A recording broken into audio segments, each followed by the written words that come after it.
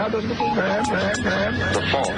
We believe that all men are created equal. To the magnificent mosaic that is America. From radio beacon to radio beacon. I have a dream today.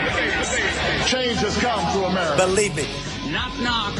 Who's there? It's a figment of your imagination. Randi Rhodes Show. Turn up your mind. When it comes to COVID-19, President Trump has given up. That the Trump administration is planning to end its funding and support for coronavirus testing.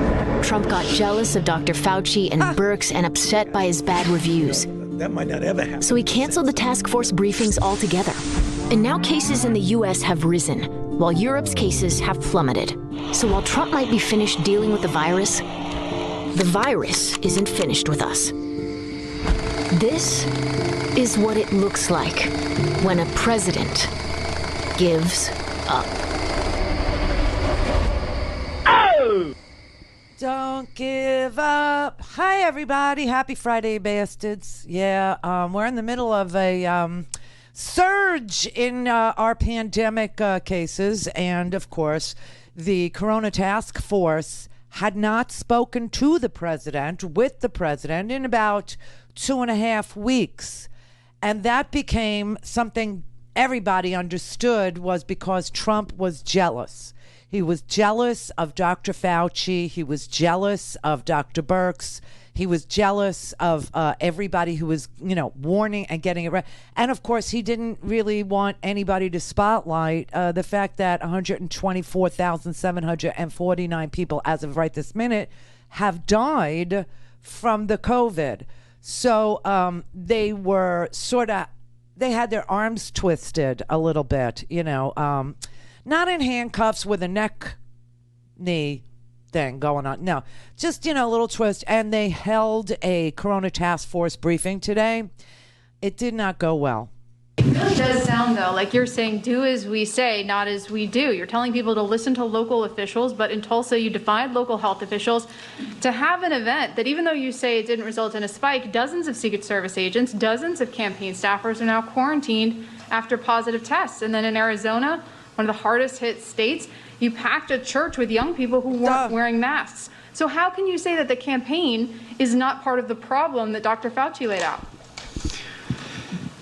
Well, I want to remind you again that the freedom of speech and the right to peaceably assemble is enshrined in the Constitution of the United States. And even in a health crisis, the American people don't forfeit our constitutional rights. And working with state officials, as we did in Oklahoma and as we did in Arizona, we're creating settings where people can choose to participate in the political process. And we'll continue to do that. What? Aren't you part of the problem? You refuse to wear a mask. You got people believing it's a conspiracy theory. You've made the actual mask wearing a political issue instead of a health issue. You're in court trying to overturn the ACA. This is really insane because today we found out that almost 500,000 people have signed up for Obamacare this year, which is like a 46% increase in people signing up for Obamacare because 27 million people lost their health care because their health care was tied to their jobs. And so when they lost their health care in the middle of a pandemic, they went to the exchanges, they went to Obamacare, the ACA, and they enrolled. And they're in court, literally, trying to repeal the ACA in its entirety, which makes absolutely no sense. Now, Nancy Pelosi said something like, the cruelty of doing that is unfathomable. The cruelty and the stupidity. She said it was very stupid. You see, this is the problem with the Democrats, the messaging, right? You should say that is like being kicked in the nuts because that is what that is. Just speak plainly. Just talk. And the rest of everybody should just not speak. Just don't speak. Donald Trump is a person, he should never open his mouth. He's just, because crap comes out of it at a rate that you just can't even keep track of. And then he makes fun of Joe Biden, who is a gaffe machine. Well, just because Joe Biden makes gaffes, as almost everybody does when they're speaking, doesn't mean that Joe Biden is an idiot. Doesn't mean that Joe Biden is a Donald Trump. Doesn't mean that Joe Biden is not, a wise man or a compassionate man. And like people have said, including Lindsey Graham, this is where we left off yesterday, if you don't like Joe Biden as a person, there's something wrong with you because there's nothing about him not to like. There's nothing about him not to like. He is decent. He's smart. He cares about you and the middle class.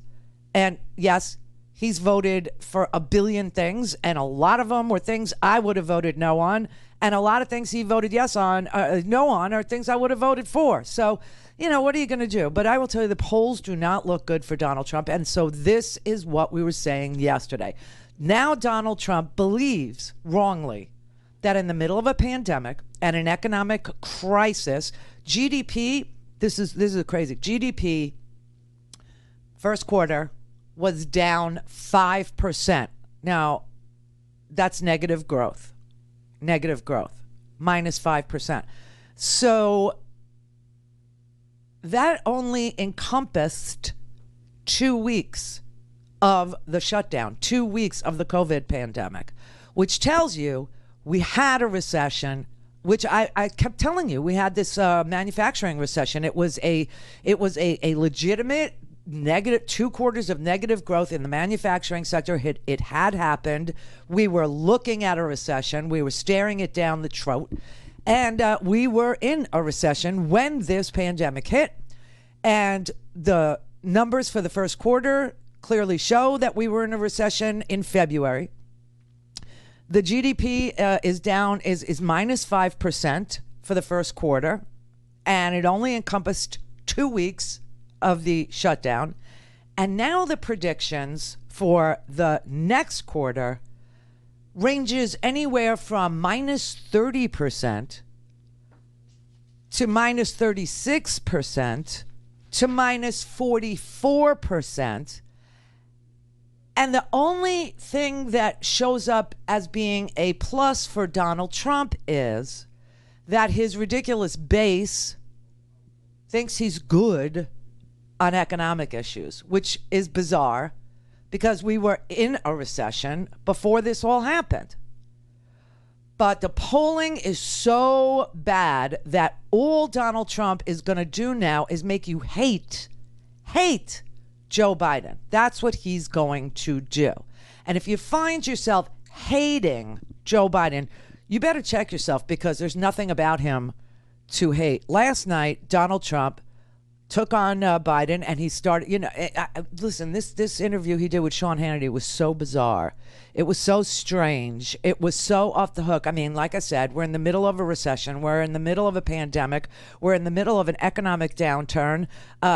People's extra $600, the unemployment on top of your state's unemployment, which is what's keeping people afloat, that ends at the end of next month. Okay, there's maybe, depending on how your state pays, some states pay biweekly, some pay weekly. You only have a few weeks left to collect that $600. You got economies now that are having to deal with and grapple with another shutdown. Florida today banned bars. Do you know how big a thing that is to ban bars in Florida? To ban drinking alcohol at bars? Because when people in Florida tell you that they're all about their freedom, that's what they're talking about, being able to go to a bar and drink. That's people here, I believe, resist wearing masks because it makes it harder for them to drink.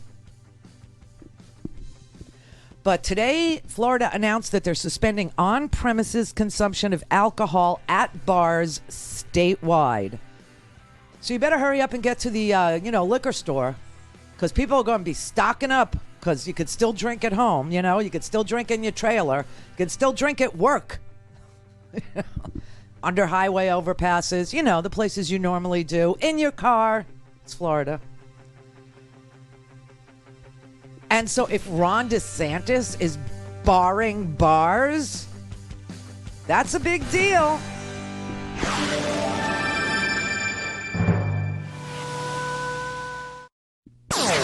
all things Randi at RandiRhodes.com. Go for launch. Speaking truth to power, the Randi Rhodes Show. Well, I want to talk to the Trump supporters for a minute. What is Donald Trump's campaign about?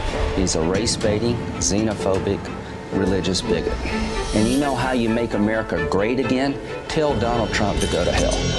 If you can't admire Joe Biden as a person, then it's probably you got a problem. You need to do some self-evaluation. Because what's not to like? He is as good a man as God ever created. He said some of the most incredibly heartfelt things that anybody could ever say to me. He's the nicest person I think I've ever met in politics. This is a defining moment in the future of the Republican Party. We have to reject this demagoguery, and if we don't reject Donald Trump, we've lost the moral authority, in my view, to govern this great nation. Wow. Just saying, these are his own words about Joe Biden. But obviously, Donald Trump only has one path to the White House, and it ain't going to be new ideas. It ain't going to be solving your problems. It's going to be in the middle of a pandemic, going to court to dismantle the ACA, to kick you in the groin as you lay on the mat knocked out. I mean, this is just crazy that he's in court, but he was in court yesterday. This is the Bill Barr. This is the Republican way. They don't want the subsidies that we get to go to us. They want it to go trickle up to the top. And wow, it's just like amazing. And now you see the numbers of people that have gone into the ACA exchange because, you know, listen, if the young people get sick, right, and the young people are the spreaders now we're finding out just exactly how many young people after Memorial Day are testing positive for COVID. And people go, yeah, but, you know, it doesn't bother them. And they... not everybody's going to have the same results. Some people are in need of double lung transplants and they're in their 20s. But that said, yes, it has a much more, to quote Anthony Fauci, deleterious effect on us older folks, right, than it does on the younger people. But what about the hospital bills? See, the hospital bills are going to be the same if you're 20 or if you're 40 or if you're 60 and you get sick. 6 days in the hospital, 10 days in the hospital, 12 days in the hospital, 2 weeks in the hospital. It's going to be the same bill. So how in the world does that factor? I mean, they're bizarre.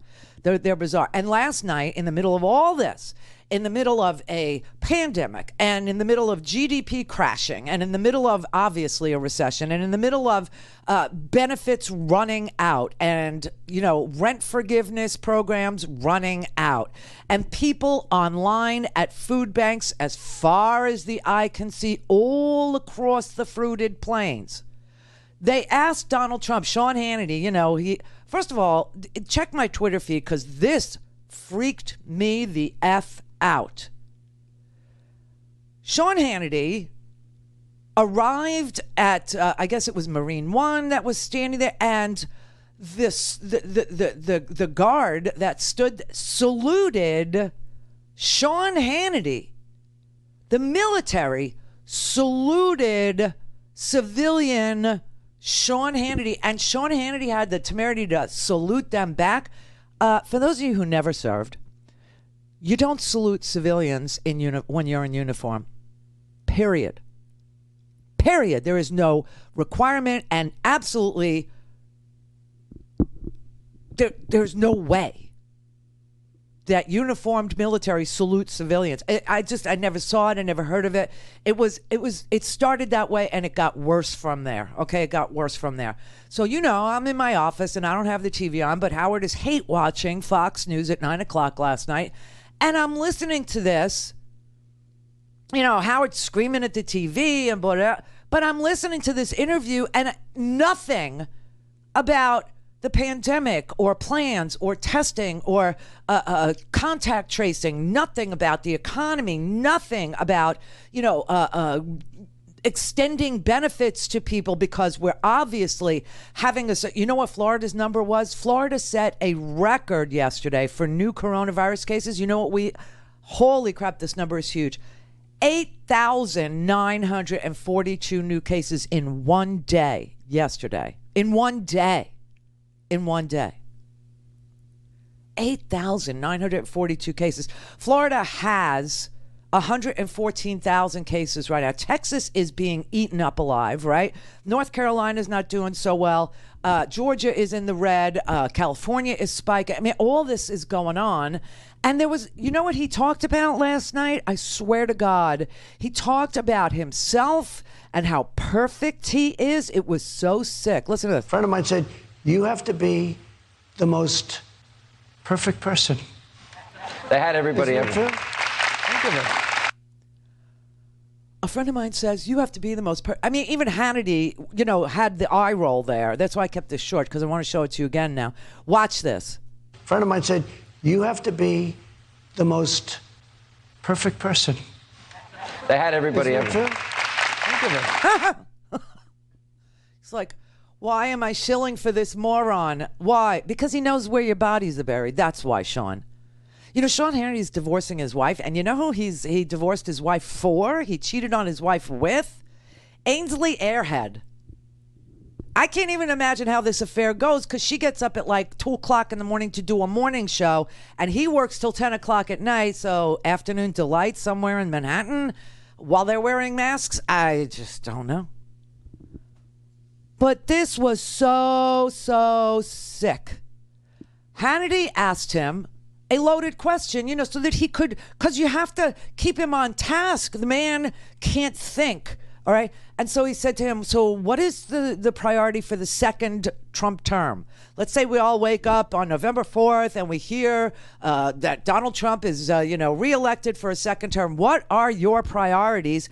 And he literally only talked about himself. What are your top priority items for a second term? Well, one of the things that will be really great, you know, the word experience is still good. I always say talent is more important than experience. I've always said that.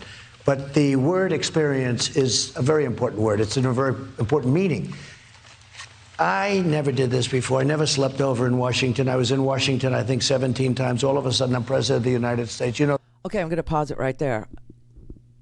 Trump owns a hotel in Washington.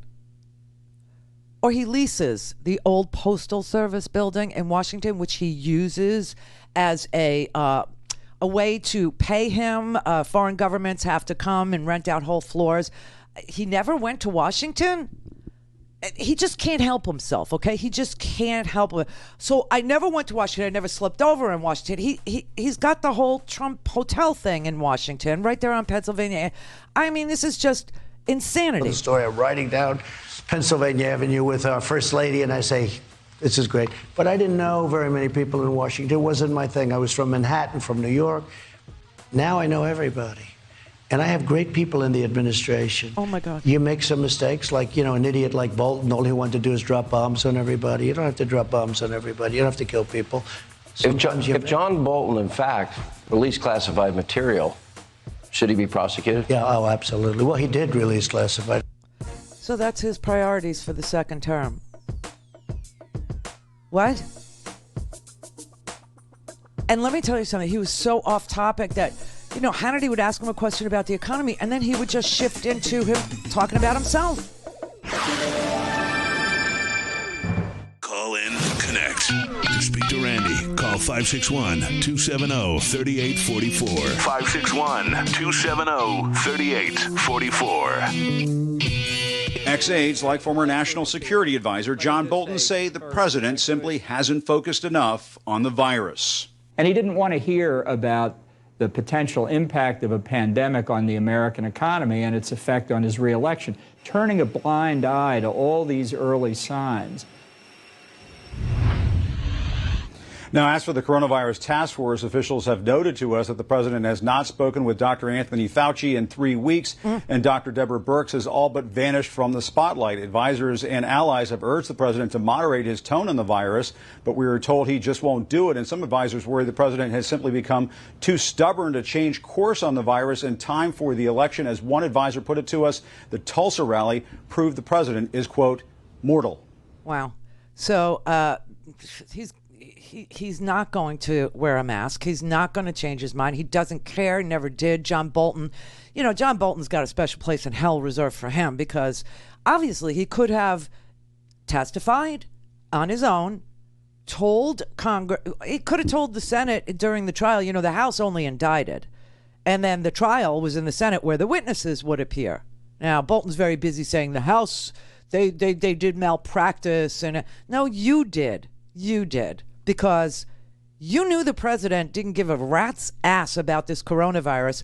The trial was going on and you didn't show up at the trial. Instead, you decided, I'll put it in a book.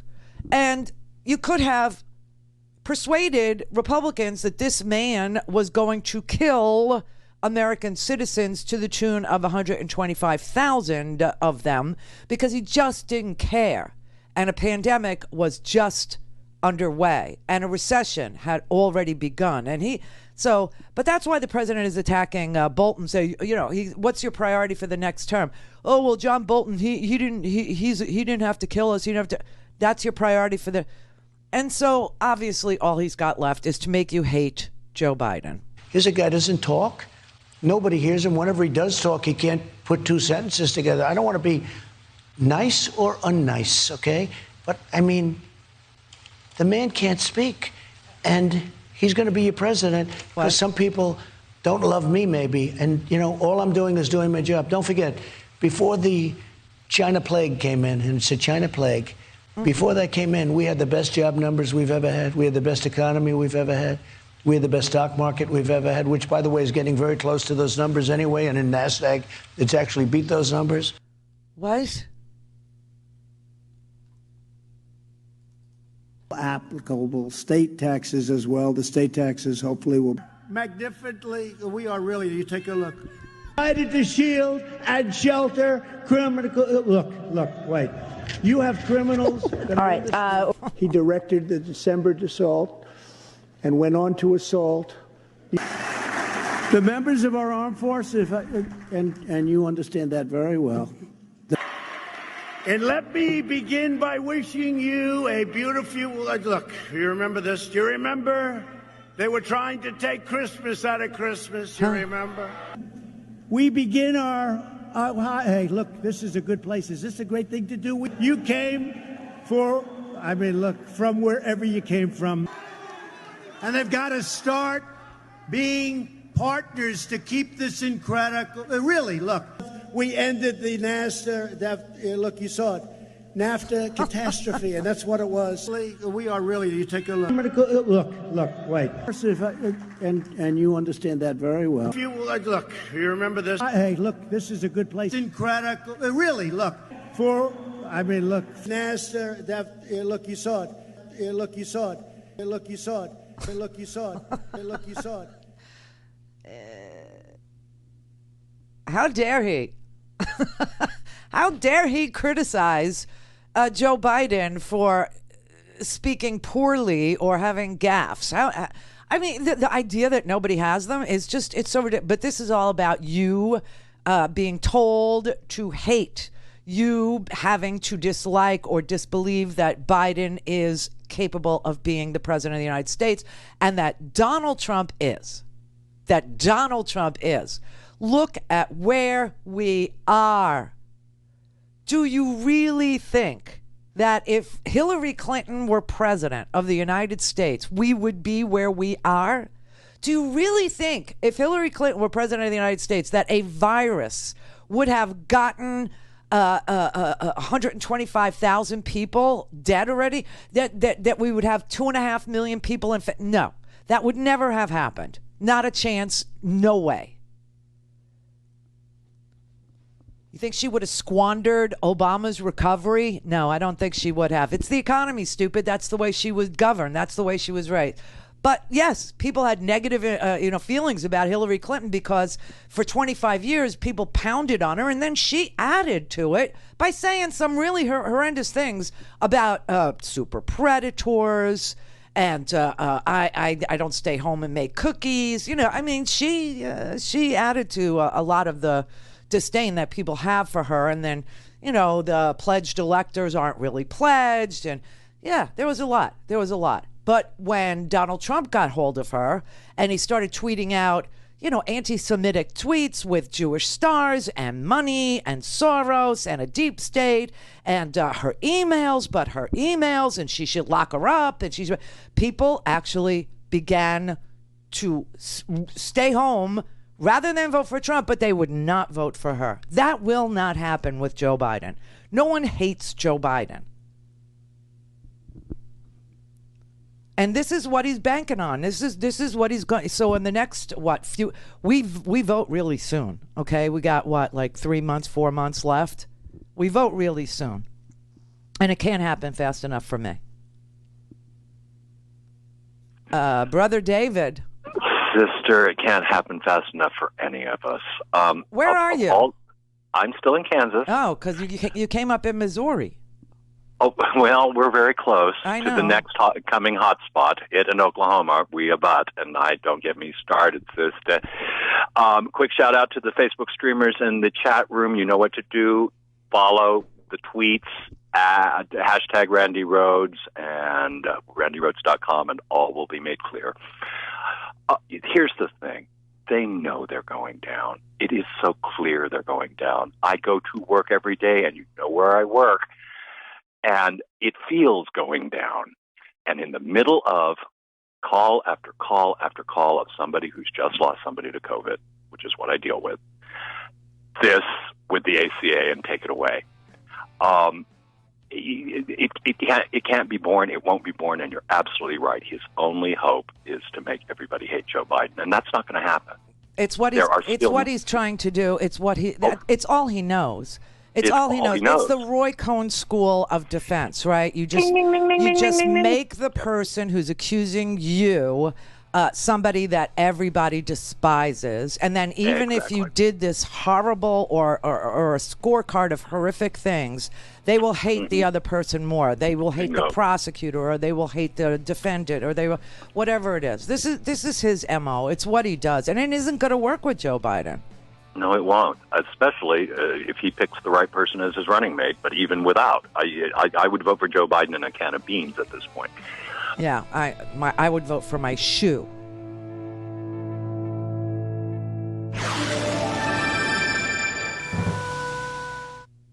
This is the Randi Rhodes Show. To speak with Randi, dial 561-270-3844. That's 561-270-3844. Stop and frisk. Okay? Stop and frisk. You take guns away. What? Chicago's the greatest example I think I've ever seen of that. Rudy Giuliani was a great mayor. He did it in New York. He started it, and it worked great. Bloomberg blew it because he went crazy with it, and ultimately he took away a lot of rights and it wasn't a good job he did. What? But Rudy Giuliani started stop and frisk, and it was a great thing he did for New York. Unless you were black or brown or young or, male. And then you got stopped for no reason at all and frisked for no reason at all, humiliated for no reason at all, and it didn't do anything, because crime was already low. That's what he chose to talk about last night. Police brutality for him is like more. We need more. Give more power to the police. Give more, let them just randomly stop people. Let them randomly frisk people. He told people in Detroit. He told people in Chicago. He has no idea what's going on in any of these cities, okay? But he told them that they're living in hell and that black people come up to him and say, thank you, sir. Thank you for the racism that's infested the police force. I don't know what he's talking about. Black people are not voting for Donald Trump, okay? That is just not happening in this environment, in this climate, in this moment. There is no the twin pandemics of racism and COVID. Listen, this is what he said last night. We have cities that are worse, in some cases far worse. Take a look at Detroit. Take a look at what's happening in Oakland. Take a look at what's happening in Baltimore. And everyone gets upset when I say it. They say, oh, is that a racist statement? It's not a racist. Frankly, black people come up to me, say, thank you, sir, for saying it. They want help. These cities, it's like living in hell. But last week, and I think 2 weeks before that, they shot 14 and 18 people killed and 68 people in Chicago. 104 last weekend. He had no idea. And the reason why this continues the way it does is because police solve 0 murders in Chicago.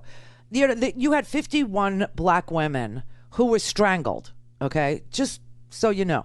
51 women in Chicago were strangled. The black women in Chicago formed coalitions and built a community cry because they believed there was a serial killer out there who was strangling mostly black sex workers and leaving them dead in alleyways and on street corners. And the police never even bothered. These crimes of 51 dead, black women has never been solved. I went through all the numbers, and they're all in the homework today. So if you really care about any of this, and you want to know why it is that murders continue at the rate that they do in certain neighborhoods, it's simple. It's because the police won't arrest anybody for these murders, okay? They won't. They don't solve murders. They don't solve rape cases. They don't do anything about black crime. They let whoever is, going, 104 people are shot in a weekend and you can't solve a crime? You can't figure out who's doing the shooting? The cops won't arrest anybody. In Baltimore, a mother has begged city leaders for justice for years because her son was killed. There were 275 murder victims last year in Baltimore. None of that. One person was arrested in all of these murders, okay? Only children are being murdered and nothing is happening, okay? Nothing is happening. There are no arrests. Chicago, like I said, you had these 51 women strangled, no arrest. Same thing in Wilmington, Delaware. Well, Wilmington, Delaware improved the way that they police Wilmington, Delaware. In 2017, Wilmington, Delaware had a whole lot of shootings. And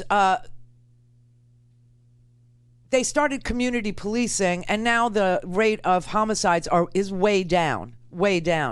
But still, in Wilmington, North Carolina, they just had to hire themselves a new police chief. They just hired a new police chief on Tuesday. Why? Because their police are openly racist. They were doing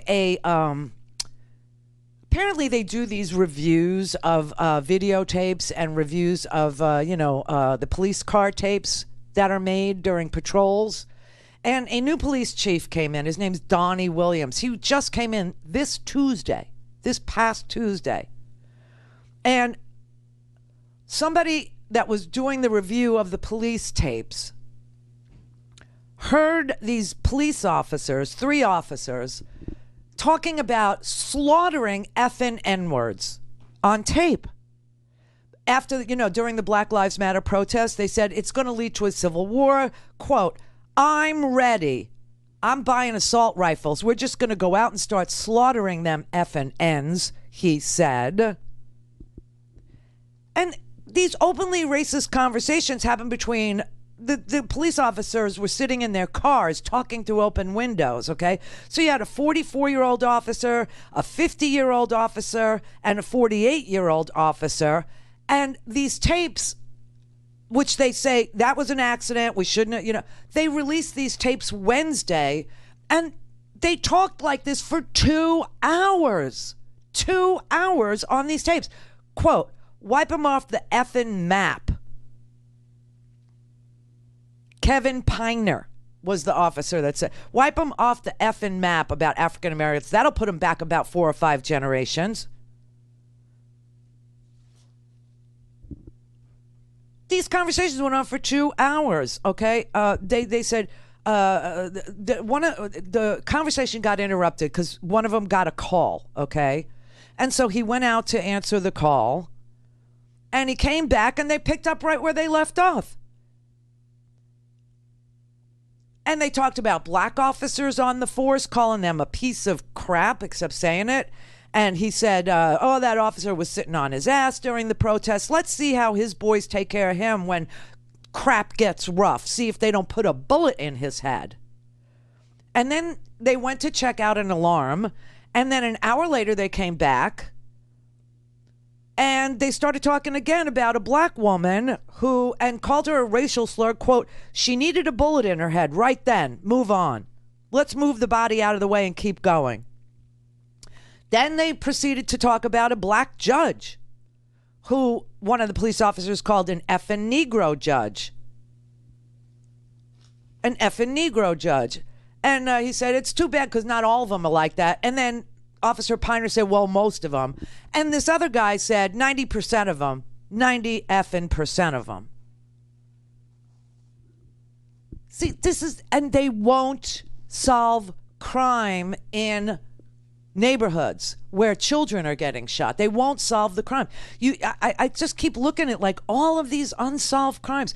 And it almost seems as if some infiltrator is doing it. Do you know what I mean? It's like so amazing. I can't even imagine how in the world you're going around on a Saturday, a Sunday, Father's Day, and a Monday morning, and 104 people are getting shot, and no police officers can make an arrest. Don't you find that completely strange? I find that completely strange. You have 51 strangled black women. No arrest. Can't figure that one out. Same thing happens in Detroit. Same thing happened. I mean, it's so amazing to me. It's just so amazing. But this finally got on TV yesterday. In the video, 3 longtime veteran Wilmington officers who've been on the job since the late 1990s, think about that, decades on the force, are heard saying some truly vile and racist things, with one of them flat out calling for a race war. This is a police officer who's been in there for decades. Quote, we're just going to go out and start slaughtering them effing N-words. I can't wait. God, I can't wait. The officer adding that a civil war is needed to, quote, and I quote him here, wipe them off the effing map. That'll put them back about 4 or 5 generations. Here is your problem with police and the arbitrary crimes they choose to solve and the ones they choose not to, and their attitude toward the people they are policing. And just so you know how this story ends, these 3 officers were fired by the new police chief who was put in there, Donnie Williams, on Tuesday. He's an African-American officer. And their response, we're not racist. I don't normally speak like that. The fault. We believe that all men are created equal. To the magnificent mosaic that is America. From radio beacon to radio beacon. I have a dream today. Change has come to America. Believe it. Knock, knock. Who's there? It's a figment of your imagination. Randi Rhodes Show. Turn up your mind. New Fox News battleground polls show Joe Biden is leading or statistically tied with President Trump in 4 key states. Biden leads Trump by 9 points in Florida, 49 to 40%. Biden is up 2 points in Georgia, 47 to 45. It's the same for North Carolina. Only 1 point separates Biden and Trump in Texas, 45 to 44. And these Fox polls follow the New York Times Siena College poll from yesterday among registered voters in 6 battleground states that Trump won in 2016. Biden is up 11 points in Michigan, 47% to Trump's 36%. Biden is also up 11 points in Wisconsin, 49 to 38. Biden has a 10-point advantage in Pennsylvania, 50 to 40. Biden is up 6 points in Florida, 47 to 41. Biden's leads by 7 points in Arizona, 48 to 41. And the former vice president is up 9 points in North Carolina, 49 to 40%. Holy crap. It does not look good for this man. So here's the plan. I could just tell you right now. He needs to tell his base that he hates the same people they do. And that's it. That's all he's got. Because he has no accomplishments except for a tax bill that took money from the middle class and redistributed it to the very, very, very, very wealthy. People whose money makes money. People who inherit money. People who, live on dividends and stock buybacks and, capital gains. That's all he's got to show for all these years. The negative things that everybody will see is a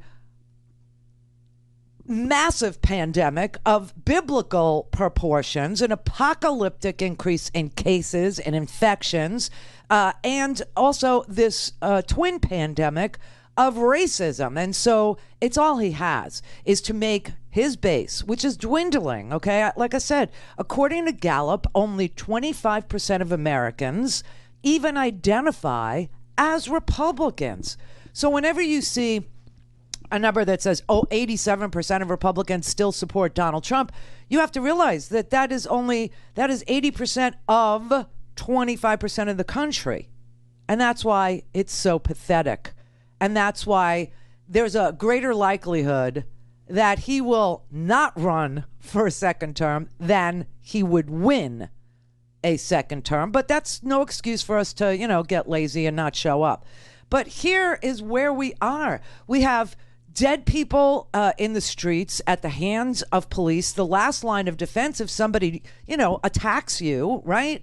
And they're not on the side of brown and black people. In fact, when I look at the unsolved murders in places that have a reputation to be the murder capital or a dangerous city, the solve rate for these crimes is so low that it almost seems like they're not even trying. See what I mean? 51 black women showed up strangled in Chicago. And none of these murders, not a single one of them, has ever been solved.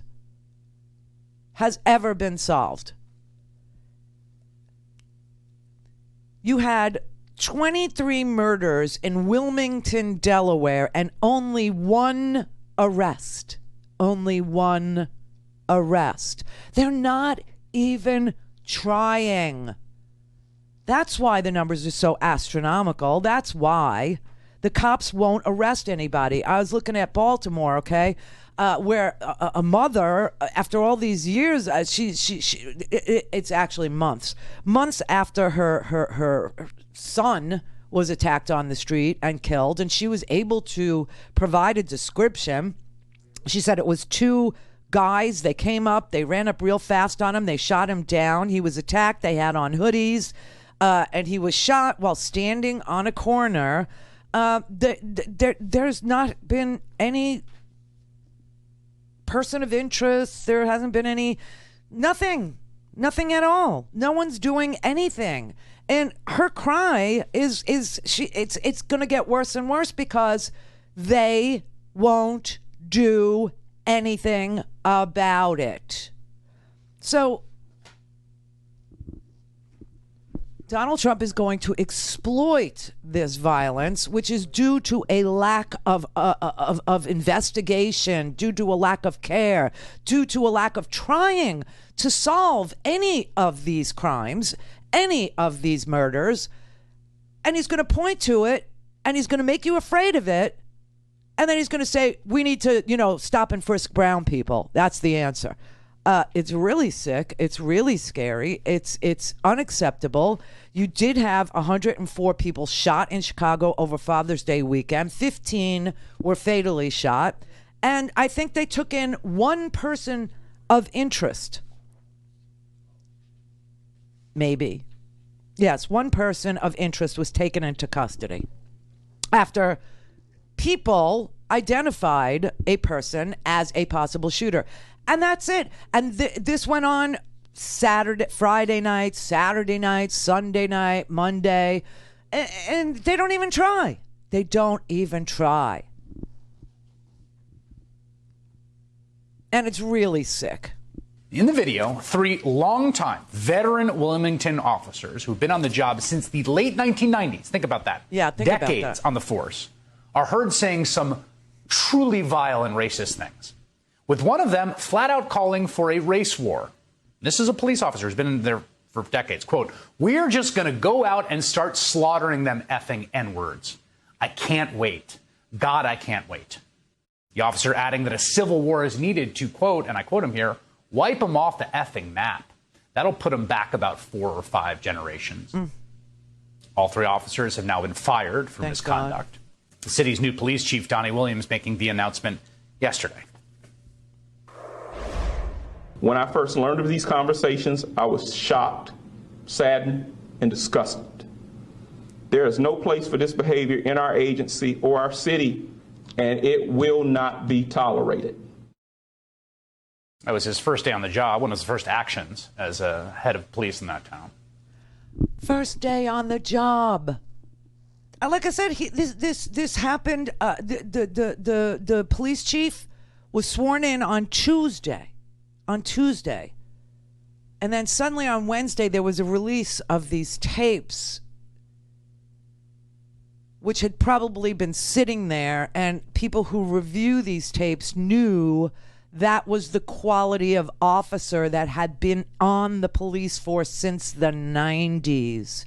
These are 50-year-old men, 48-year-old men. And the 3 of them were fired, and on their way out the door, they go, "We're not racist. We're not racist. We don't usually talk like that." That was their defense. "We're not racist." Are you freaking kidding me? That's why people are saying, and I don't like the term defund or, I like repeal and replace, just exactly what they promised to do to Obamacare. That's exactly what really needs to happen to policing in America. We have to repeal it and replace it with accountability, with the ability for these people to sue these police officers who treat their communities like dogs, who don't even try to solve murders. And, the House passed a sweeping police reform bill.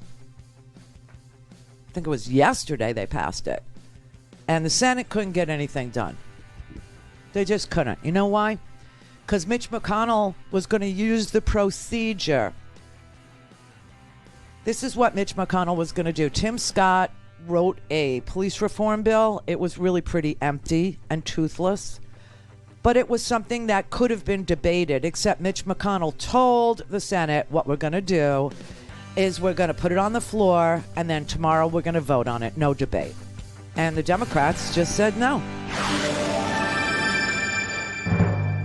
At RandiRhodes.com. Go for launch. Speaking truth to power, the Randi Rhodes Show. All right, I'm just going to play you a little bit of the Senate argument that went on regarding Tim Scott's police reform bill. Kamala Harris for the Democrats and Senator John Cornyn for the Republicans, and he failed miserably at his job. Well, Senator Cornyn, you and I both serve, and we are honored to serve on the Senate Judiciary Committee, as does Senator Booker, Senator Durbin. We all serve on the Judiciary Committee. The 2 Senate authors of this bill serve with you on the Senate Judiciary Committee. As you know, because we've been present together during our most recent hearings, we have asked that there would be a meaningful discussion of the Justice and Policing Act in that committee. None has occurred. So if we're going to talk about process, let us look at all the tools that are available to well-intentioned, well-meaning legislators if the goal is actually to solve and address the issue at hand. I've seen no evidence of that. I've seen no evidence of, in fact, what I've seen reading some of the newspapers, sometimes they get things wrong, but if they got it right, the Senate leader said that he has no interest in engaging in that kind of discussion or debate before putting the bill on the floor for a vote tomorrow. Mm-hmm. Madam President, may I ask one last question of the Senator? What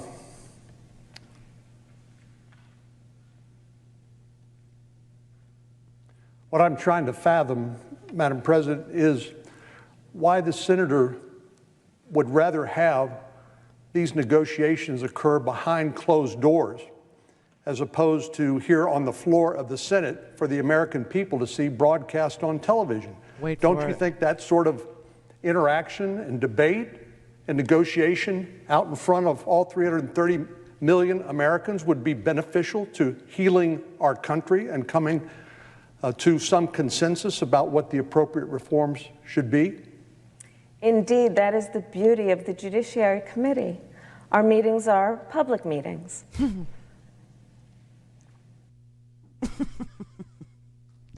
So the problem here was very simple.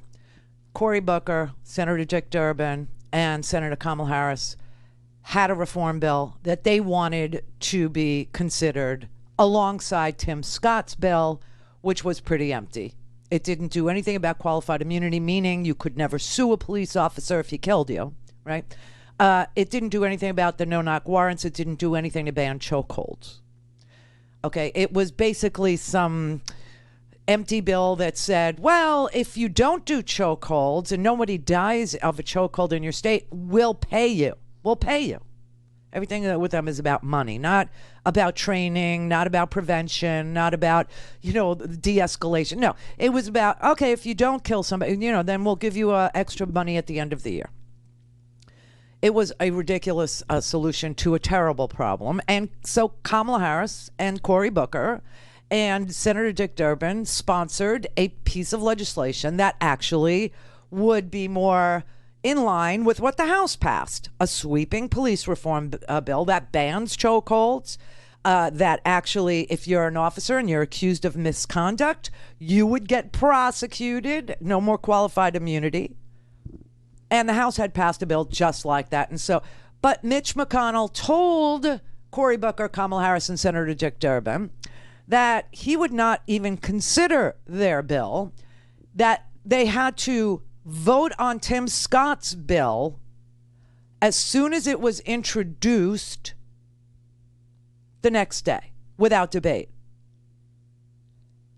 And they sent John Cornyn out to the floor to engage in colloquy, which is what that is called, and to ask Kamala Harris, well, why aren't you for open negotiations? Why aren't you doing it in the full sunlight of the press, of the media, of the TV cameras? And she said, well, that's the beauty of the Judiciary Committee. We do everything in public. It's on the C-SPAN. And he was left speechless. And so we got nothing. And we won't make any progress toward this until two things happen. We have an election. We get rid of this president who would never sign a real police reform bill in the first place because he believes, as I played for you on Sean Hannity last night, that black people are coming up and thanking him because Chicago and Baltimore, they're hellholes, and what do you got to lose? And he's good with, expanding stop and frisk. That's his solution, right? And so there will be no police reform until and unless we get a new president and change the makeup of the United States Senate. Now, one thing that happened today that was kind of interesting is there was a vote today in the House to make Washington, D.C. a full-fledged state. What does that have to do with the price of coconuts? Well, that would give 2 more senators seats in the Senate and 5 more House members. And it actually passed the House by a significant margin. It was 232 to 180, and there was only one Democrat who voted against D.C. statehood. And I don't know, there's a guy from Minnesota, Representative Colin Peterson. Minnesota, you want to claim him? He voted no, but that would increase our representation in the Senate right there. Right there. But looking at these polls, it doesn't look like they're going to be able to hold the Senate, these Republicans. It just doesn't. It doesn't look good for them.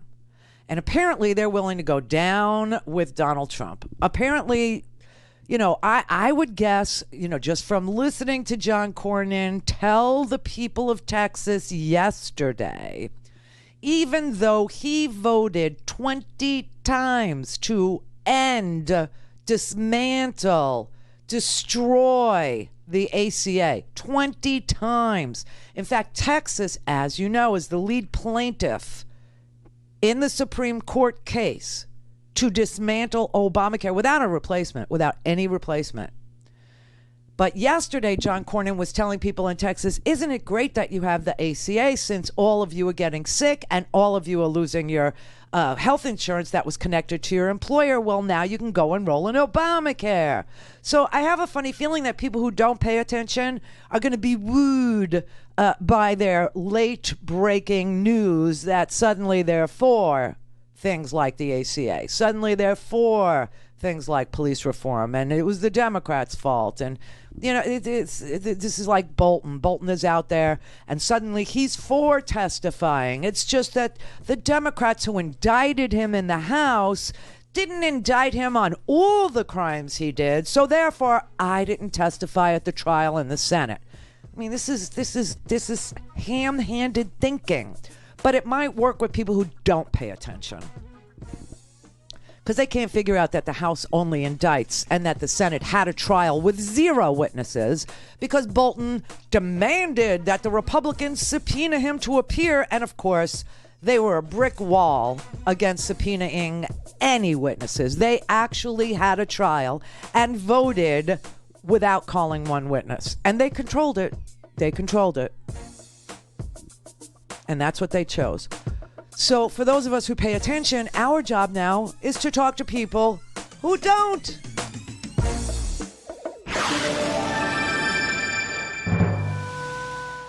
Call in, connect. To speak to Randi, call 561-270-3844. 561-270-3844.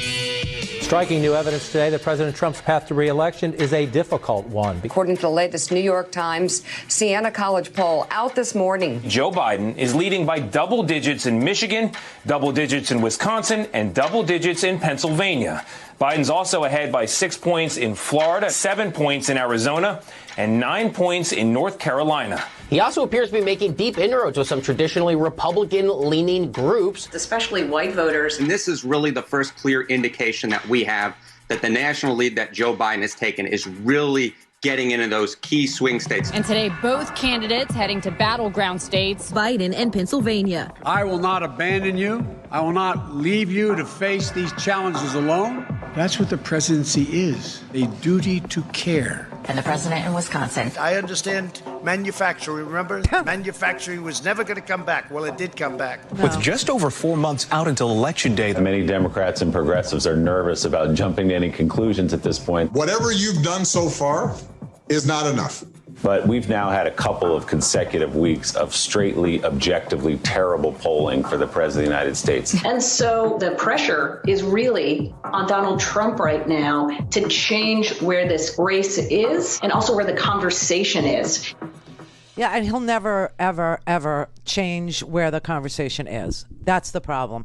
He still blames testing for this, out-of-control hospitalization rate in Texas, in Florida, in Arizona. He just last night, he was blaming testing. He just said, we started this week with Donald Trump in Tulsa, being humiliated by the low turnout, but still he managed to cram 6,200 people into a closed space without masks and tell them that he wants to slow the testing down because it's making him look bad. That's how we started this week, and we ended the week in the same place. He was saying that last night to Sean Hannity as the pandemic is at apocalyptic, out of control proportions. Because you have crazy Republican governors and like Rick DeSantis, who was gloating. Well, we didn't see. I thought we were going to go down. I thought Florida was going to be, just like New York. It never happened. It never happened. It never happened. This was him just a couple weeks ago. For weeks and weeks, Florida was going to be just like New York. Wait 2 weeks, Florida's going to be next. So we've succeeded. 4 to 6 weeks later. And Florida again exceeded 5,000 cases. Potentially the next epicenter of the coronavirus pandemic. And today we exceeded 8,900 cases as of one day. And he's still saying, so he's never going to change the conversation. Okay, that's not going to happen. We're also never going to get police reform out of this president or these Republicans. I mean, now you've got Abbott saying stupid things to his... I mean, Abbott's not going to close restaurants. He will close bars. DeSantis is going to close bars in Florida. So you're going to have to go back to drinking, under the overpass. You're going to have to go back to drinking in your car, Florida. And eating people's faces. You're going to still have to do that. But honestly, this president couldn't give a two F's about you or anything that we're dealing with. So it's time that we start talking to people who haven't been paying attention except to COVID, in their state now, and they're starting to get a little spooked about it or freaked out about it because young people are coming down with it and they see that, nothing's really being done and that we thought it was over, but here it is roaring back, and Donald Trump is literally talking about statues, Joe Biden, and tests being, the reason. Those are his three biggest hits, and that's all he talks about. So we have a job to do, and it's close enough to election time that you could start talking to people. April in South Carolina. I am so glad you said that. I spent Tuesday doing exit polls, talking to voters. And what are they telling you? I work in flood mitigation, so I was polling voters to see how important flooding was to them.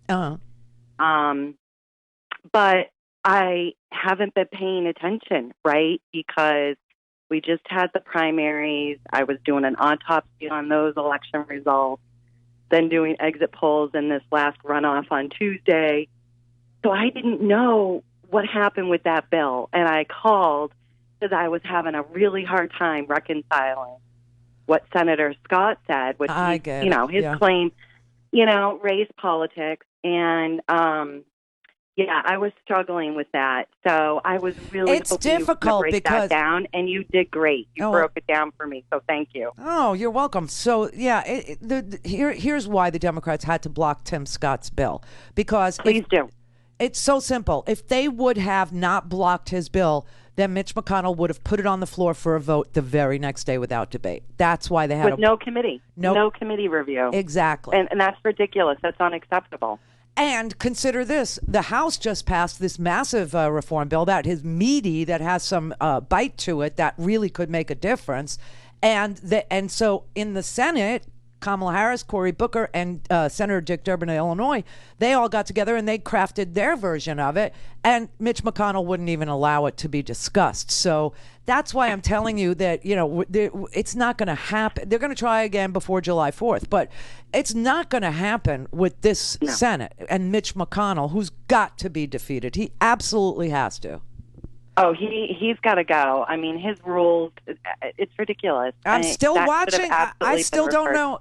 We still don't know who won the primary in Kentucky. It goes back and forth, like with 12% of the vote counted, and that's all that I've seen. You got We've had some serious election problems. We couldn't get the absentee ballots out in time between, Election Day and the runoff. We had combined polling locations.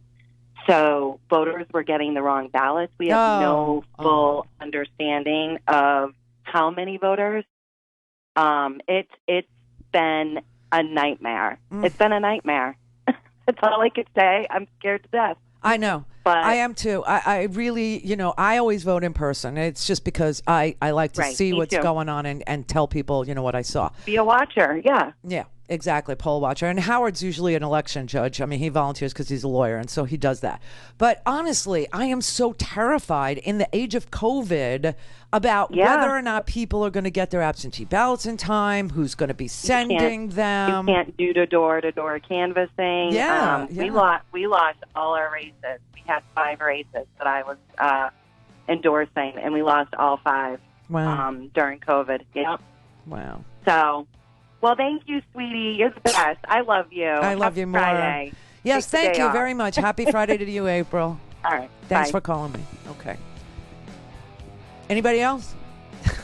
This is the segment where we take the calls. And every Friday I tell myself I'm just going to open up the lines and just do it. And I always forget to do it. Because some of you freaking scare me. But it is now time to talk to people who have not been paying attention. So, let's do it.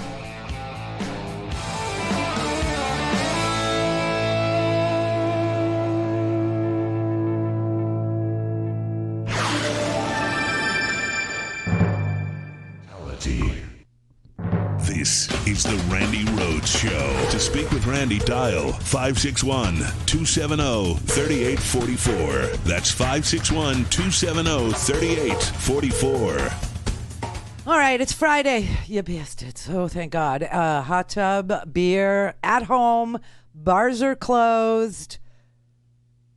COVID, everybody. COVID. Because the president's so good at his job. And the other pandemic, racism. Fun. What a great country. All right, Rich in Denver. Hey, Randi, happy Friday to you. Thank you. And I want to wish you have a wonderful, safe weekend. And hey, I wondered if you got the gloves I sent. The gloves you sent. I sent you guys like four boxes of gloves. Yes, I got those. I gave Brett the. Thank you, Rich. That was excellent. Yes, I gave Brett the absolutely the large. Howard uses the extra large, and I have the smalls in my car. That's how I always have them with me. So thank you very much. You're very welcome. I threw in a combination of size, and if you need some more, just reach out to me, and I can get you some more. But that's fabulous. Sure you can. That's wonderful. Hey, there's a guy. I just need to give a shout out to a guy. There's a guy in, I believe he's in Long Branch, New Jersey, who sent me some masks, which we desperately needed. And he says he's got about 2,400 of them. And that's it. That's what he has. And so he sent me a whole bunch of those. That was really, really nice of him. So thank you very much. Yeah, that's all. We all got to. Hey, to kind of piggyback on the last caller, we've got to be like we're getting our backsides kicked with this guy, and we got to reach out to the LIVs, low information voters. And as John Fugelsang says, get 20 people to get 20 people. Reach out to 20 people to get 20 people to commit to vote. That's the only way. That's what Brother David's talking about when he gets on and he goes, tell 10 people to tell 10 people. That's we've always done that. That was like the Herbal Essence commercial, right? You tell 10 people and they tell 10 people and so on and so on and so on. The hair commercial. Yeah, that's what it is. So, yeah. The other, the thing is, Randi, and Tom Hartman's been talking about this a lot, and I'm worried. And another thing to what April was saying, and I was doing it with Obama, phone bank. You can phone bank from your home for people in other states and send money to people like Jamie Harrison in North Carolina, Sarah Gideon in Maine, who's up against Sue Collins. Right. The guy in Arizona, I can't remember, is Mark something. Who's Mark Kelly. Mark Kelly. Thank you. Yep. And send a little bit of and send money to free speech and you guys. But the thing that worries me, Randi, and seriously concerns me, and I think this is the tack that he's going to take, like you said, he's going to burn it all down like Nero. Yeah. And I think they're going to go the 12th Amendment route because about 33 states are controlled by Republicans and throw it to the House of Representatives. Oh, God. All they need is like two states, Texasistan and Florida. And like you said earlier this week, there's a reason it's shaped the way it is. and kick it to the House of Representatives, and then, one state gets, and one vote, and then Idiot Boy gets back in.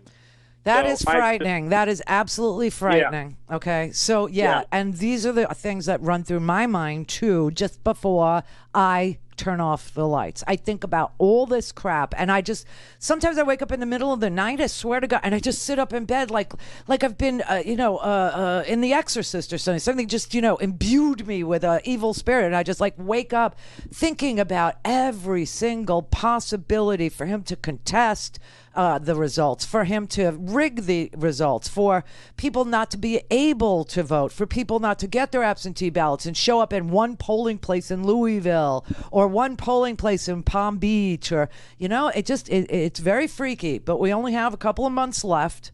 All right. And we're going to have to, make sure that people who don't pay attention understand that this man wants to stay no matter what you want. Yeah, it's our lives. It literally is our lives, the COVID and our country. And we have to, Randy, get 85-90% turnout. It's got to be the most unprecedented, highest turnout this country has ever seen in the history. Otherwise, and the other thing with a lot of the states, with the mail-in ballots, they're having this issues where they seal up, and people don't know this, and this needs to be educated to the LIVs, and they send in another envelope, and it automatically discounts the vote. It gets 86.